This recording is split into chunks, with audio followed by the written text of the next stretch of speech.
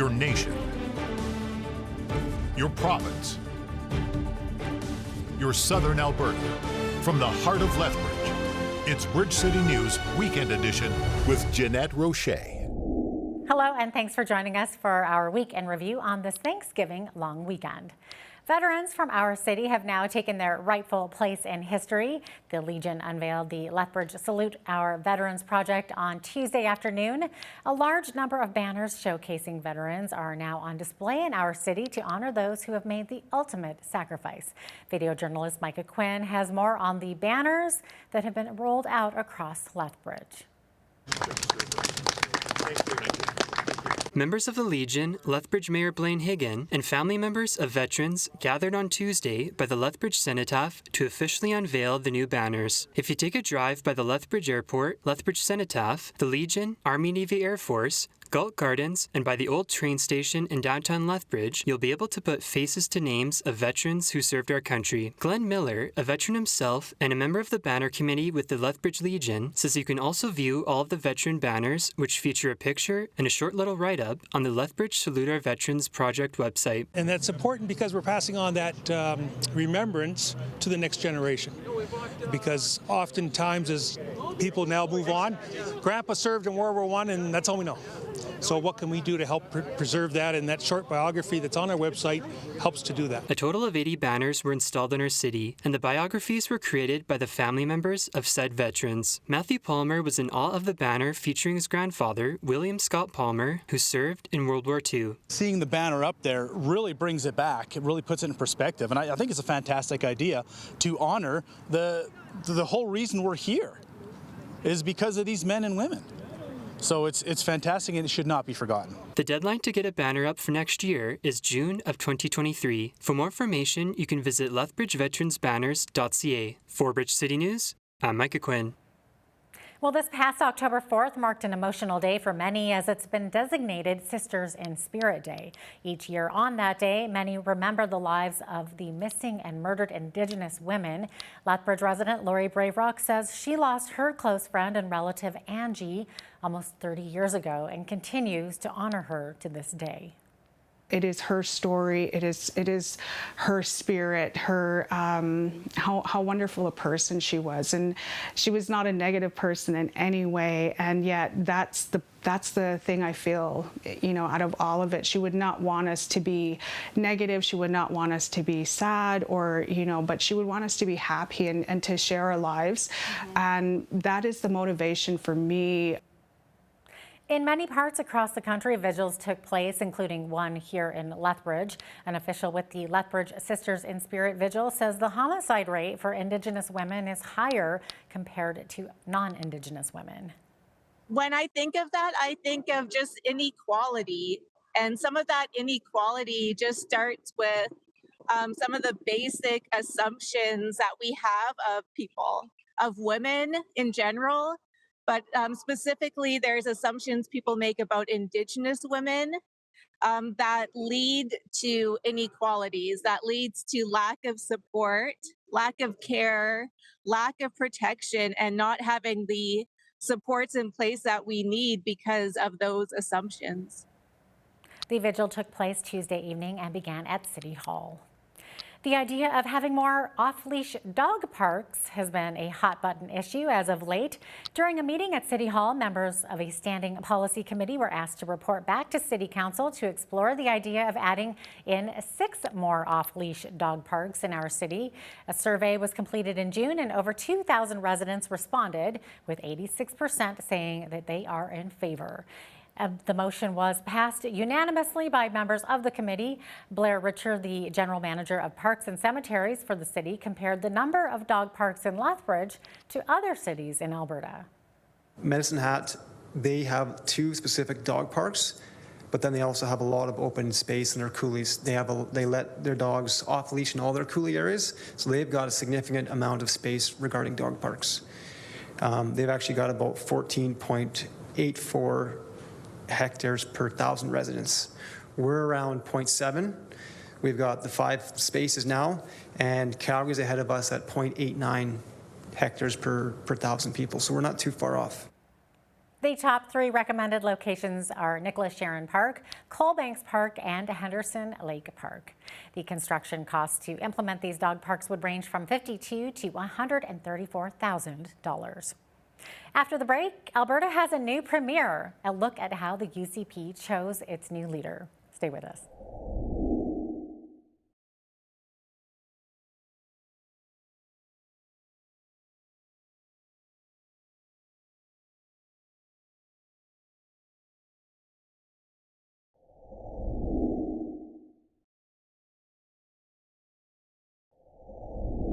Welcome back. Alberta's United Conservative Party has chosen its new leader. Danielle Smith, a former leader of the Wild Rose Party, will become Alberta's 19th premier after capturing nearly 54% of the vote on the 6th round of the preferential ballot and defeating second-place candidate Travis Taves by 5,943 votes and 5 other rivals. In her speech, Smith emphasized the need for Alberta to stand up to Ottawa.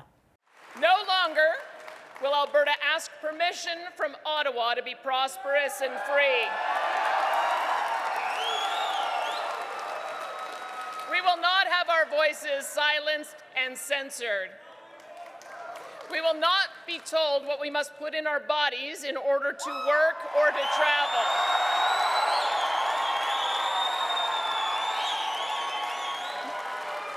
We will not have our resources landlocked or our energy phased out of existence by virtue-signaling prime ministers.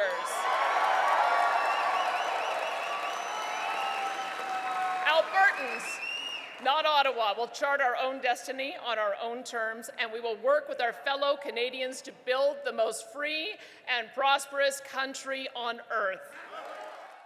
Smith also touched on the rising cost of living, particularly the upcoming increase to the federal carbon tax. She placed the blame on what she calls the Notley-Singh-Trudeau coalition. I find it incomprehensible that Rachel Notley has so far refused to call on her federal NDP leader, Jagmeet Singh, to lobby his taxing cohort, Justin Trudeau, to reverse that terrible decision hurting Alberta families. There is no excuse for any party leader seeking to be Premier of Alberta to sacrifice the welfare of Albertans for the sake of towing the line of her federal party. It is time for Ms. Notley to put the welfare of Albertans above the anti-Alberta policies of her federal NDP leader. Close to 85,000 ballots were submitted at Calgary's BMO Centre during the election process of 6 rounds Thursday night. Candidate Leela Ahir dropped off in the first round with 1.6% of the vote. Rajan Sani was eliminated with 2.7% in round 2. Sani says the campaign divided some Conservatives, but she is optimistic that that will change under Smith's leadership. We've had a very intense leadership campaign. I think it's been unifying. I think the key thing that's going to happen is that people are going to come together. Everybody who ran in the leadership campaign had the opportunity to talk about their policies, their ideas, and what's important to them. And ultimately, Danielle Smith won. She had the ear of the majority of the membership. So I think that will be different. That unity piece should come together very quickly. And beyond that, in terms of policies, I guess time will tell.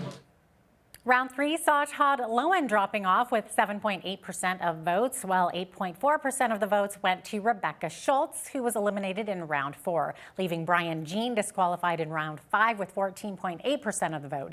The message shared among all candidates was one of hope and unity.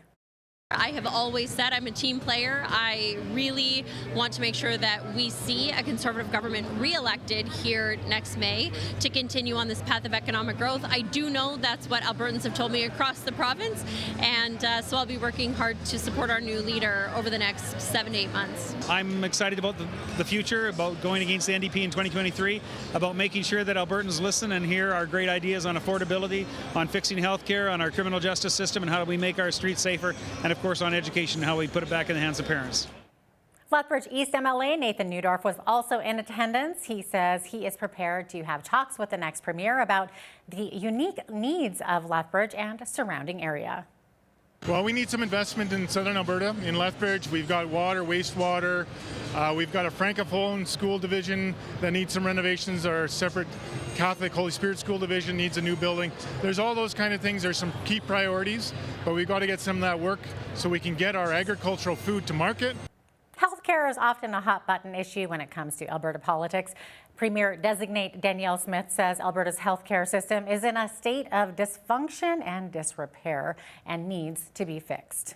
And it means that as Premier, when I direct AHS management to double ICU capacity by a specific date and give them the resources to do so, that direction is followed immediately. And if they can't do that, then we will find others who can do it for them.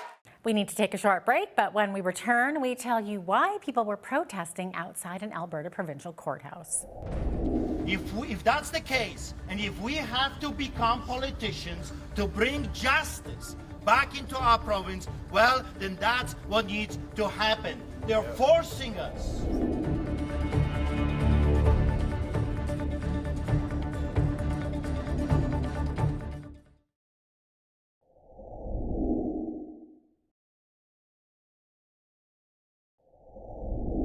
Welcome back. The court case of 3 men who were arrested for their alleged involvement in the Coutts border blockade grew quite a stir this week.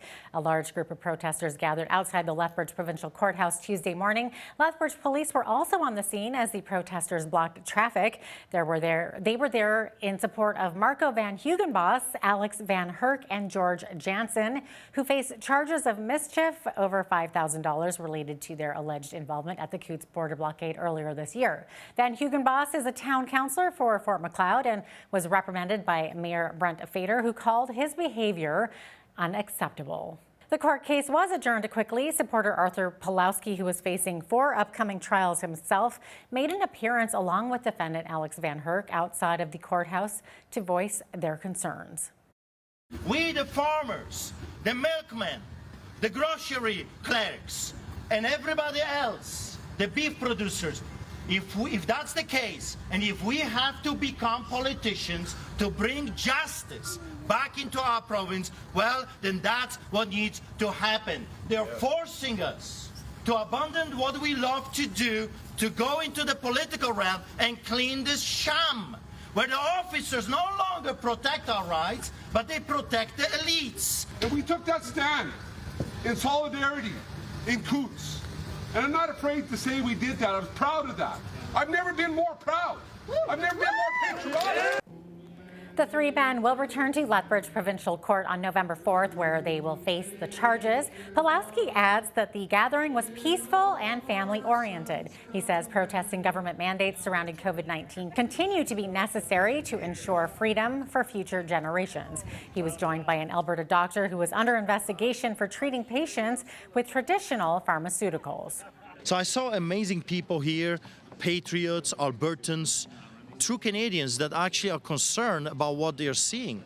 And it was absolutely a beautiful, beautiful thing to see old and young and to see men and women coming together, loving their freedom. But what is the most beautiful thing is what's behind me. Look at this. I mean, is that not why we are all here? To stand for the future of our country? And here, that's the future.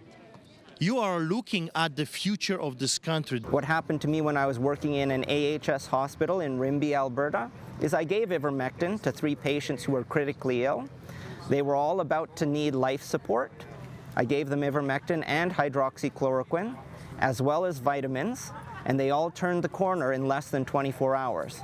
So all of them were headed for life support. None of them actually needed life support after I gave them ivermectin. And then what happened after that? Less than a day later, I was removed from all my work. All my emergency shifts for the rest of the year were canceled by AHS. Alberta Health Services filed a complaint with the college, so I've been under investigation by the Alberta College ever since. In other news, several Alberta doctors have penned a letter to health officials saying the surgery program at Red Deer Regional Hospital could be on the brink of collapse. The 5-page letter was addressed to Health Minister Jason Copping as well as to Alberta Health Services and was signed by 6 of the hospital's chiefs. Doctors are asking for emergency funding to recruit more anesthesiologists, as well as a review of stipends and overhead relief to retain anesthesiologists and surgeons at the hospital. They're also looking for increased training positions for nursing and anesthesia.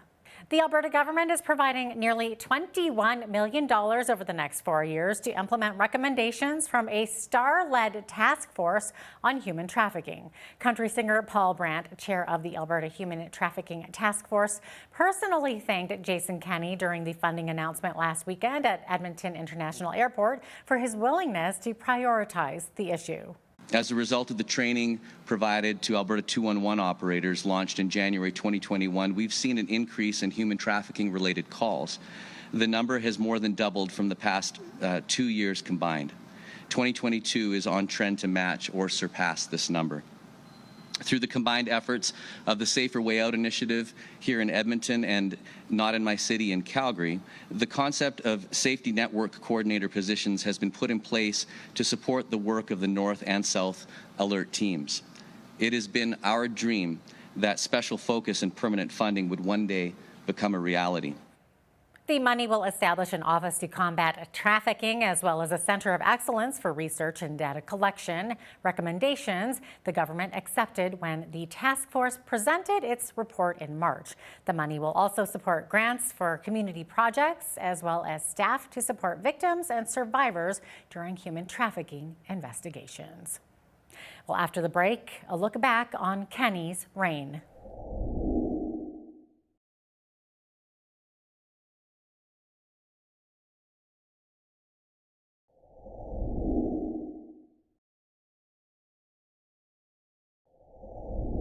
Welcome back. A long-time voice in the realm of Alberta politics is that of the late Ted Byfield of the Alberta Report. Well, I recently chatted with his son Vince, who inherited his father's passion for politics and is very familiar with the ongoings of the United Conservative Party. Vince was asked his opinion about Jason Kenney's leadership, and his answer was a bit surprising. Take a look. Full disclosure, I've known Jason Kenney since the 90s. He is the godfather to my brother's niece. Maybe it's a little too personal. No, not necessarily. I discovered the hard way that there's two Jason Kenneys. There's Jason Kenney, the friend, and then there's Jason Kenney, the politician. So I always knew Jason Kenney as the friend until I spoke up publicly. For me, it was I posted a letter, an open letter to the Premier in the Western Standard that was critical of the lack of action on autonomy. Yeah. So then the pandemic hit, right? And I was very bothered by the incarceration of pastors. I as a history person, I knew right off the bat this was going to go down in our books, and not in a positive light. And I was shocked, frankly, to see that happen. And it seemed to me inordinately excessive that Pastor Coates, for example, was placed in maximum security. He was confined, solitary confinement for 23 hours a day. Just in all because he wanted to have a church service, right? And so anyway, it just seemed I couldn't understand why, even if he had broken the law, why isn't he just under house arrest or something like this? It seemed exceptionally excessive, and so I was obviously not alone, and so anyway, that's where the concern started, and then when the time came just this spring for that special general meeting that never happened, but 15,000 people signed up to go to, which was unheard of in not only Alberta history, but nationally, to have 15,000 individuals willing to travel to the center of the province, pay $100 for the honor of telling Mr. Kenney that it's time to step down, was exceptional in the extreme, right? So that, and I was a part of that, I have to tell you. So. Toronto Sun columnist Brian Lilly says Alberta's Justice Minister Tyler Shandro has every right to not want the province's RCMP to be used in the federal gun buyback program. Ottawa is implementing a firearms ban, which includes a buyback program, and wants to use RCMP to help them carry it out. But Lilly says the RCMP is not a national police force, it's a provincial one. Tyler Shandro, Alberta's Justice Minister, has clearly said, look, we're stretched thin as it is. And I think the number is Alberta pays $750 million a year for the joy and benefit of using the RCMP. The feds are asking Alberta, take those resources off the streets, give them to us to help run this program. This is all because the federal government didn't plan this out properly. You know, they came up with this idea before realizing they don't have a way to implement it. The premiers of Alberta, Saskatchewan, and Manitoba, and the governors of Montana and North Dakota have written letters to Prime Minister Justin Trudeau and U.S. President Joe Biden about the border. They want the leaders to restore pre-pandemic operating hours at border crossings, complaining that travelers and businesses are being forced to go out of their way to find other entry points with longer hours, driving up fuel and labor costs. The premiers and governors say the change will ensure the efficient and steady flow of people and goods, which will only provide improved trade activity and reduce inflationary pressure on both sides of the border.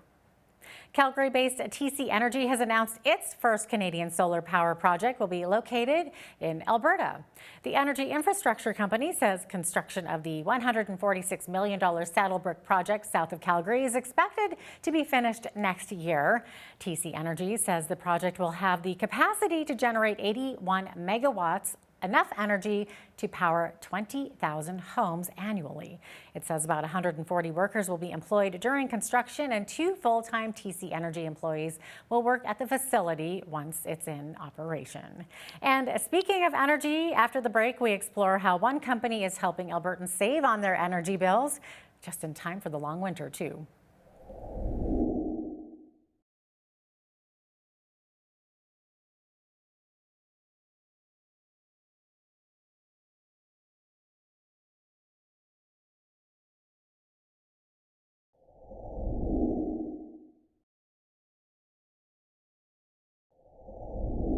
Welcome back.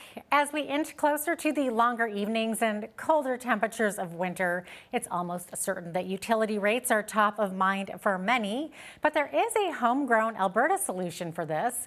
I recently spoke with Trevor Lewington of Ridge Utilities about options for less expensive electricity and natural gas. Can you maybe explain why utility rates in Alberta seem so high right now? In Alberta, we've transitioned a number of coal-fired facilities over to renewable energy, so wind and solar, for example. And when the wind doesn't blow, of course, that creates sort of peak demands and shifts in pricing. And after the pandemic, we've seen the economy come roaring back. We've got people traveling, we've got lots of activity in the economy, and so that's actually driving demand as well.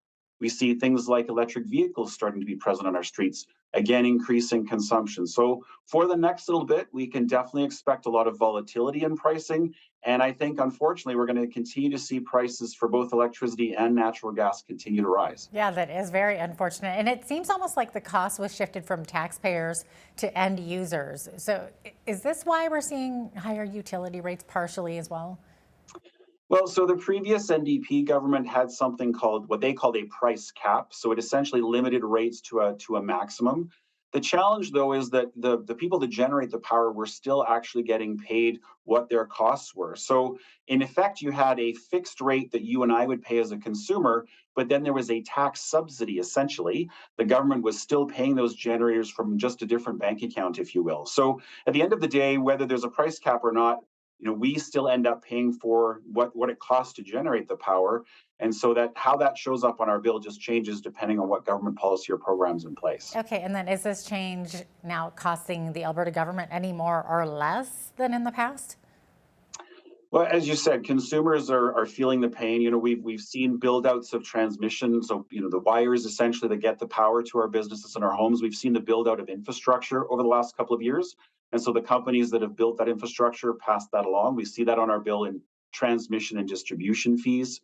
We're seeing the impact of federal carbon taxes, for example, that show up on our natural gas bills. And so a lot of those costs get trickled down to the consumer, and we do see that on all the various different lines that show up on our monthly bills. What about inflation rates? Do you think that increasing utility costs are one of the reasons for that? Yeah, certainly we're hearing from both consumers, residents as well as businesses, that they're seeing increased costs both for natural gas and electricity. And ultimately, businesses are going to pass that along to consumers in the form of higher prices. There's only so much that a business can absorb while still maintaining their margins and paying their folks. And so we will likely see those costs pass through in the form of either a higher price or a surcharge. A lot of transportation companies, of course, are charging more for fuel. And so it's the same kind of idea for our utility companies. Okay. Now, the Alberta government has been providing $50 a month for electricity and natural gas costs. So do you think that maybe there's another solution that's a best course of action for this? Yeah, so the province acted pretty quickly, actually, by getting that energy rebate program in place, and it's now been extended to the end of the year. So on your electricity bill, if you're a homeowner or you're paying that utility bill, you will see that $50 a month. There is also some cost relief for natural gas, although that program won't kick in October. Despite the fact that we have higher prices, it's not high enough yet to trigger that program. The government's been complimented by a number of different sources for acting quickly and getting those sort of inflationary help back into the hands of consumers. Trevor, can you maybe explain the government's regulated rate option? Yeah, so the RRO, or the regulated rate option, is something that exists primarily for electricity, but it's also available for natural gas. And it's basically a guaranteed rate. So it's the default rate. So if you don't do anything, if you don't competitively look, if you just have power delivered to your house or to your business, and you never ever look at it, you will probably be on the regulated rate option. And right now, we're seeing that option very, very high. Whereas the alternative, there's many competitive energy providers out there, especially in Alberta's market. Often a fixed rate plan is much lower. And so you can see fixed rates out there on the market for typically these days, starting somewhere around 9 cents per kilowatt hour. So it can be as much as half of what that regulated rate option is. But the regulated rate is guaranteed. It's out there. Any consumer can get that. No credit checks are required, but it definitely pays to shop around and see what else is available. Up next, we learn how a popular plant used traditionally for recreation has a connection to innovation in southern Alberta. Stay with us. Hemp can be used in actually over about 25,000 different products. So everything from construction to pet to gardening.